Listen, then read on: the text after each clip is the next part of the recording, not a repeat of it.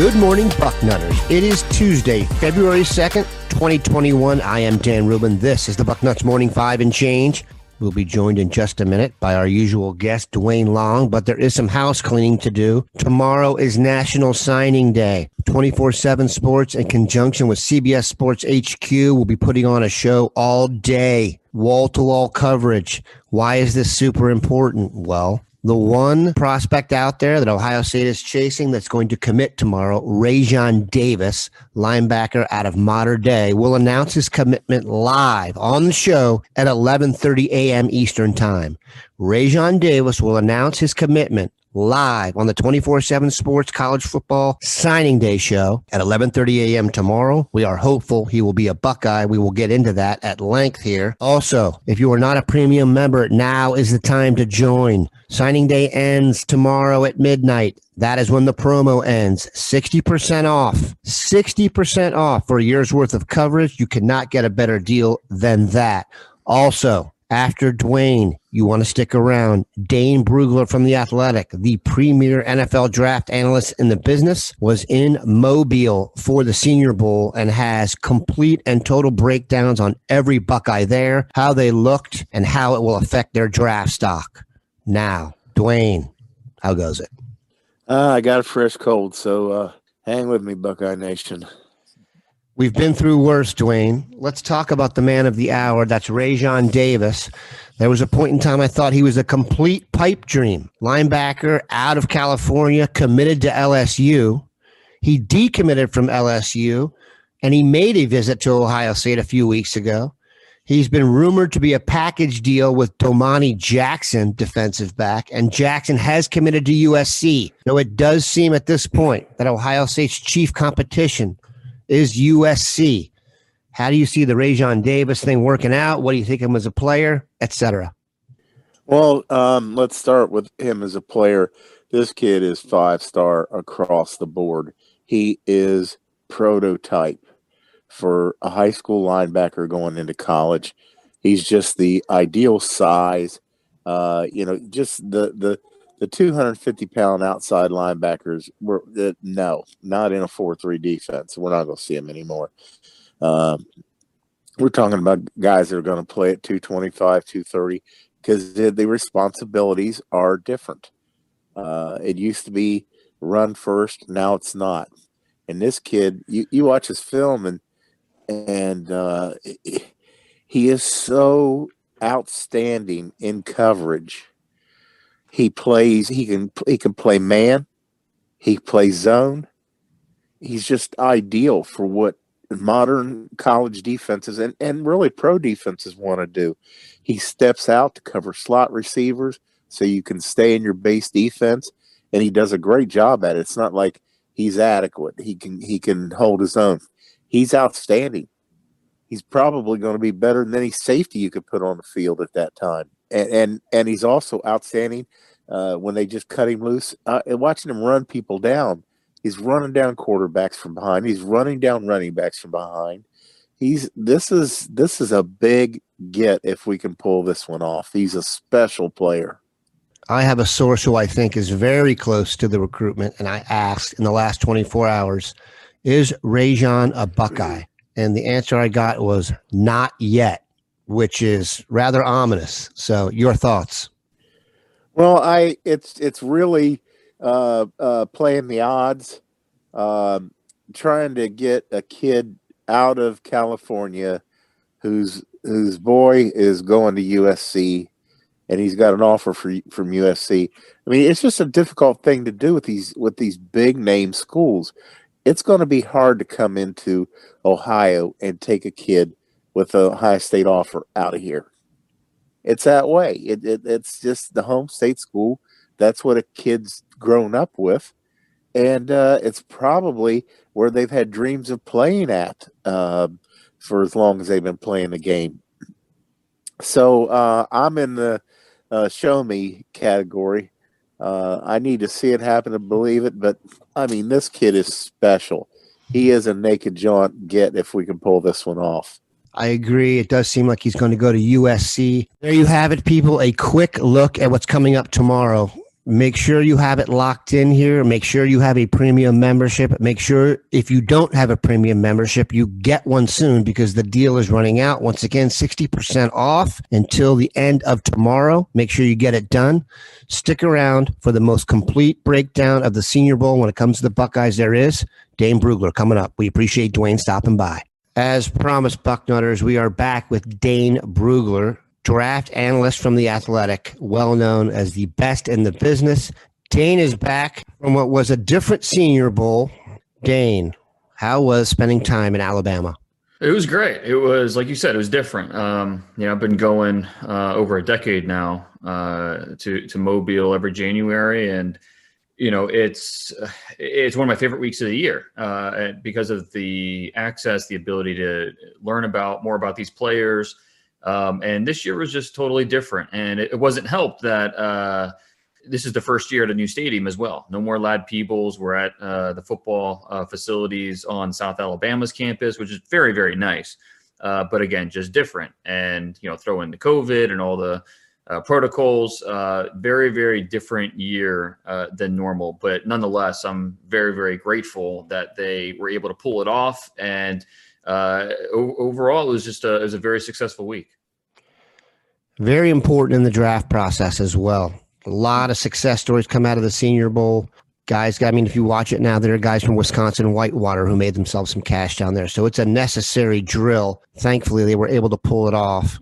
Because without the combine, we don't know what pro days are going to look like. We don't know. There's so much unknown the next 3 months with the draft process and what it's going to look like. And there's going to be plenty of interviews, but they're all going to be Zoom calls and not face-to-face. So this is an opportunity. If you were in Mobile this week, this is an opportunity for you to have FaceTime with two coaching staffs, be able for all the personnel from the NFL around the league in town, see you in pads and a helmet and compete, and for some guys that opted out, this is the only time we got to see them this year. But we just don't know what the rest of the process is going to look like. So the Senior Bowl is always important. This year, the added importance, I think, cannot be understated.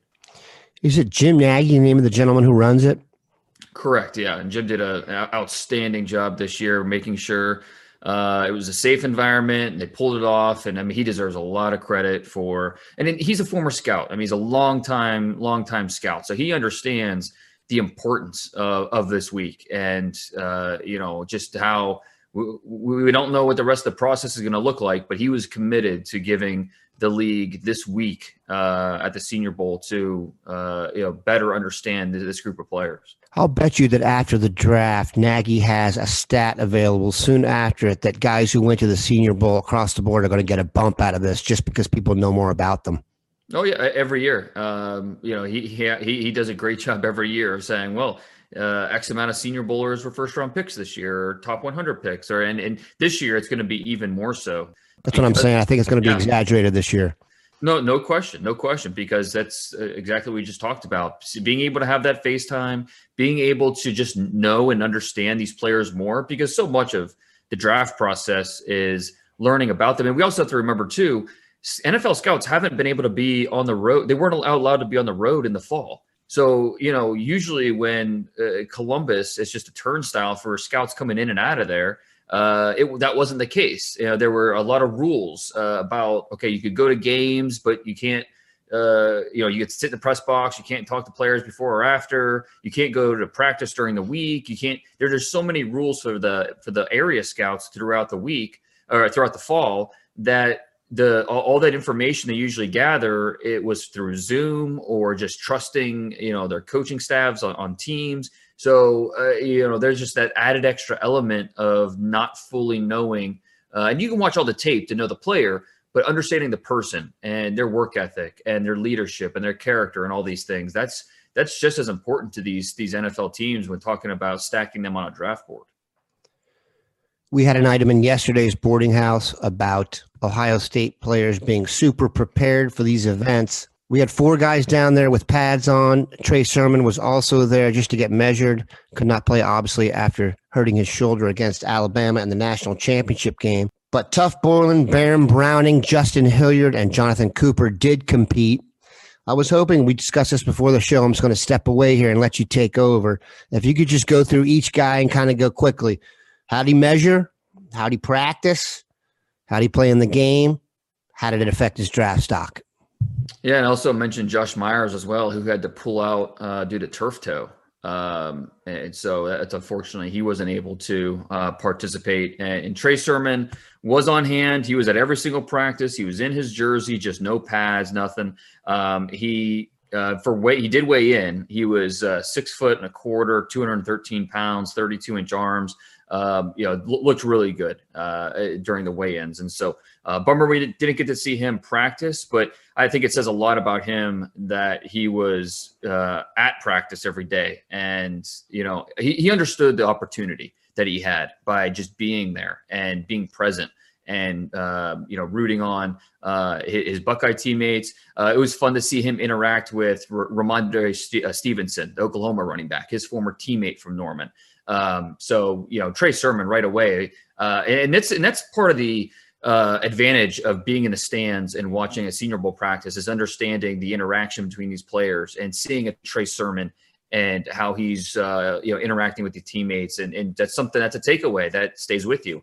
And that's something that I think, you mentioned it, how these guys are prepared. I think there's several schools, maybe a few schools that really, I think hammer home the idea of, okay, it's time to be a professional. I mean, yeah, you're in college athletics, but we run this organization like a professional team, and they adapt that professional mindset very early. And that shows at an event like this. I think Notre Dame's one of those, the Notre Dame players that were down here. I thought it was similar. Ohio State's one of them where, they're ready for this stage. It's not too big. It's not, a totally uncomfortable environment. These guys are ready to be pros, and they understand the opportunity that's here. And I think Trey Sermon, a perfect example of that. The linebackers. Baron Browning, he's the top-rated Ohio State linebacker prospect this year. 6'3", 241 pounds, 33-inch arms, 10-inch hands, 81-inch wingspan. This guy is just enormous, and it really makes it interesting to see him when he's weighing in and then during practice, because these guys practice based off of how teams are thinking about using them at the next level. And so we saw Baron Browning do a little bit of everything as a blitzer, as a guy that could cover during, drills, 7-on-7, during 9-on-7, during team drills, just doing a lot of different things. And he showed out very well. You see the athleticism. He could, I think he showed he could be a designated pass rusher. He can play in space. He could play off the ball. There's so much there that he can do. And I think the biggest question with him, it's going to be just the mental part and how quickly can he diagnose and read his keys. And I think he came along this year. And at a place like the Senior Bowl, it's more about the athleticism and movements.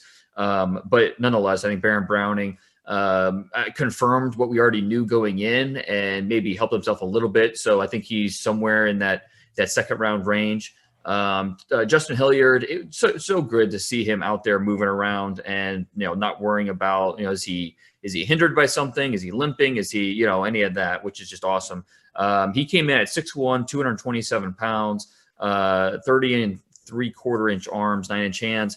Not quite as big as Browning, obviously, but another guy that moved around really well. We saw it late in the season when he got on the field, he made you notice him. And he has twitch, he's got speed, and he didn't play, like he was holding back this week. He played loose, he played fast.